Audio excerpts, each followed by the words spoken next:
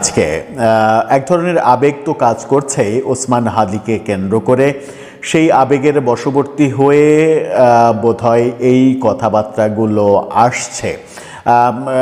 যত আবেগের ব্যাপারই ঘটুক, এই ব্যাপারে নিজেদেরকে নিয়ন্ত্রণ করতে পারাটাই মুনশিয়ানা, এমনটাই মনে করেন বিশ্লেষকরা।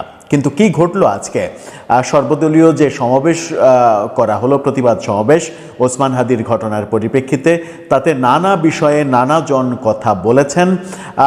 সেই নানাজন কথা বলার মাঝে হাসনাত আব্দুল্লাহ নানাভাবে আলোচিত তো বটেই, নানা রকমের কথা বলে সমালোচিতও হয়েছেন বিভিন্ন সময়ে। সেই হাসনাত আব্দুল্লাহ এবার ভারতের 7 সিস্টার্সকে ভেঙে আলাদা করে দেওয়ার হুমকি দিলেন, যেটা নিয়ে গণমাধ্যমে প্রায় সব গণমাধ্যমে শিরোনাম হচ্ছে। কি বললেন তিনি? কি বোঝাতে চাইলেন তিনি?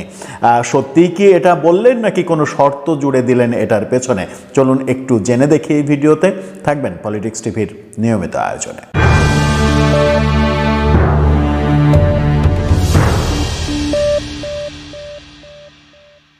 দর্শক, বলছিলাম ভারতের 7 সিস্টার্স নিয়ে আবারও আলোচনা, এবং বাংলাদেশের অভ্যন্তরে এইগুলো নিয়ে বারবার কথা হতে দেখেছি আমরা। গত 15-16 মাসে ভারতের নানা বিষয়ে কথা হয়েছে। এবার নতুন প্রসঙ্গ যেটা তৈরি হয়েছে সেটা হচ্ছে ওসমান হাদির ওপরে যে হামলাকারী, ধারণা করা হচ্ছে সেই হামলাকারী ভারতে পালিয়েছে।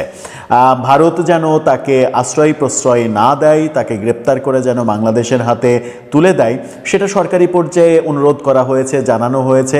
সরকারি পর্যায়েই ব্যাপারটা বোধহয় সৌন্দর্যর একটা ব্যাপার ছিল, কিন্তু ব্যাপারটা যখন হুমকির দিকে গেল তখন সেটা কেমন হলো সেটাই এখন দেখার বিষয়। আমার দেশের শিরোনামটা দেখলেই বুঝতে পারবেন। সেখানে হাসনাত আব্দুল্লাহকে উদ্ধৃত করে বলা হচ্ছে 7 সিস্টার্সকে ভারত থেকে আলাদা করে দেব। হাসনাত কি বললেন তিনি?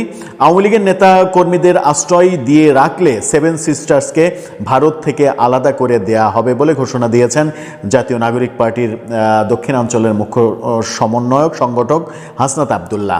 আজকে কেন্দ্রীয় শহীদ মিনারে যে সর্বদলীয় প্রতিবাদ সমাবেশ হয়েছে সেখানে তিনি এই মন্তব্য করেছেন।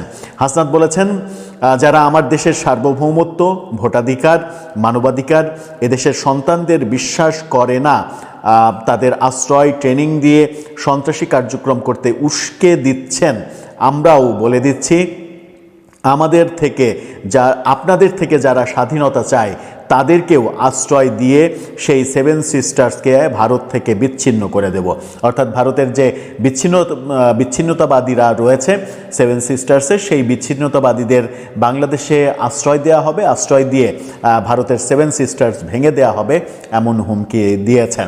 আবেগের বশবর্তী হয়ে এই ধরনের কথা বলাটা দুই দেশের সম্পর্কের ক্ষেত্রে কতটা শোভনীয় হচ্ছে সেটা নিশ্চয়ই তারা ভেবে দেখবেন যখন আবেগকে নিয়ন্ত্রণ করতে পারবেন। তিনি আরও বলেছেন, যারা এখনও দিল্লির দাবিদারি করছে তাদের বলছি, আপনাদের বিরুদ্ধে লড়াই করে আমরা 3য় স্বাধীনতা অর্জন করব। এদেশে আওয়ামী লীগের বিরুদ্ধে অভিযোগ ওঠে তারা দিল্লির তাবেদারি করছে, আবার আরেকটা পক্ষ পাকিস্তানের তাবেদারি করে। বিভিন্ন সময় পাকিস্তানের তাবেদারি করতে আমরা বিভিন্ন পক্ষকে দেখি, পাকিস্তানের পক্ষে বয়ান তৈরি করতে দেখি। এই যে দুই দেশেরই তাবেদারি করা, এটা বাংলাদেশের নাগরিক হিসেবে কতটা কাম্য, কতটা কাম্য নয়, সেই আলোচনা আমরা গত 54-55 বছর ধরেই শুনছি। পাকিস্তানের সঙ্গে সখ্যতা, পাকিস্তানের সঙ্গে বন্ধুত্ব, পাকিস্তানকে নিজের করে নেওয়া, পাকিস্তানের পক্ষে নানা ধরনের বয়ান তৈরি করা, এই ব্যাপারটাও যখন আমরা বিজয়ের মাসে, বিজয় দিবসের আগের দিন পর্যন্তও লক্ষ্য করছি, তখন ভারতের তাবেদারির কথা বলা হচ্ছে। অবশ্যই ভারতের তাবেদারি যদি কেউ করে থাকে, বাংলাদেশের বিরুদ্ধে অবস্থান নিয়ে ভারতের পক্ষে যদি কেউ অবস্থান গ্রহণ করে থাকে, সেটা কোনোভাবেই কাম্য নয় কিংবা সমর্থনযোগ্য নয়।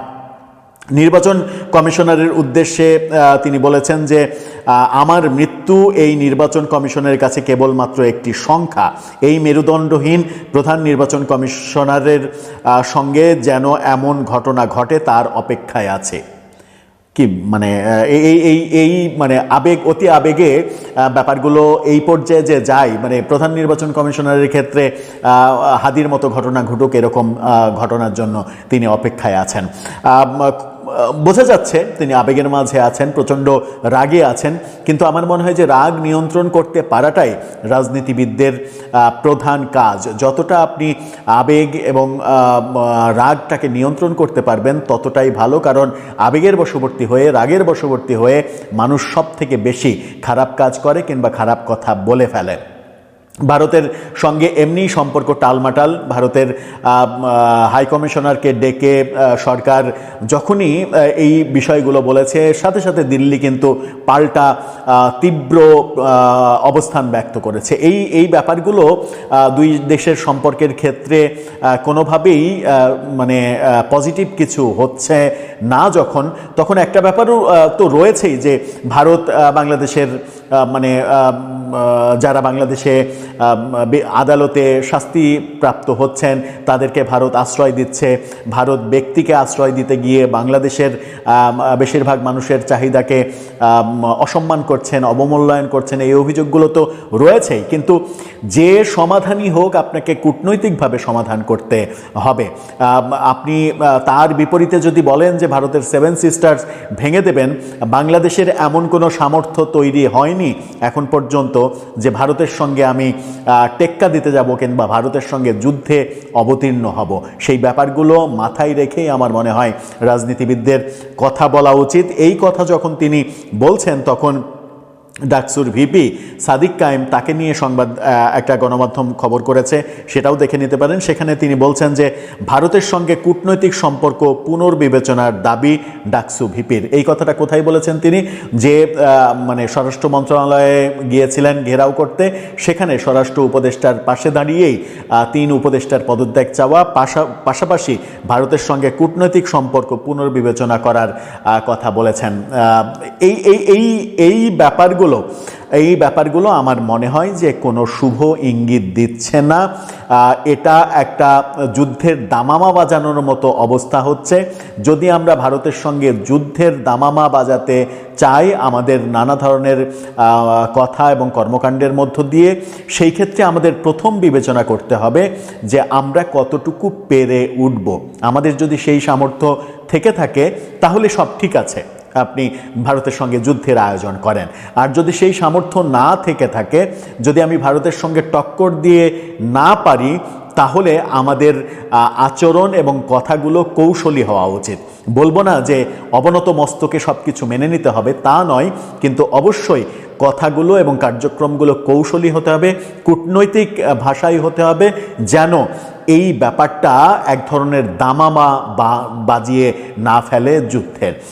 আমার মনে হয় যে রাজনীতিবিদদের এবং সরকারের সব পক্ষেরই আবেগ যতটা পারা যায়, বিশেষ করে আন্তর্জাতিক সম্পর্কের ক্ষেত্রে, কূটনৈতিক সম্পর্কের ক্ষেত্রে, আপনি দেশের মধ্যে কি করছেন না করছেন সেটা কিন্তু ব্যাপার না, কিন্তু যখন আন্তর্জাতিক সম্পর্কের ক্ষেত্রে কথা বলবেন কিংবা কর্মকাণ্ড করবেন, তখন একটা কথা বলার আগে আমার মনে হয় যে 10 বার ভেবে নেওয়া উচিত যে সেই কথাটা তার প্রতিক্রিয়া যদি খারাপভাবে আসে, সেটা আমরা কতটা ট্যাকেল দেওয়ার ক্ষমতা অর্জন করেছি।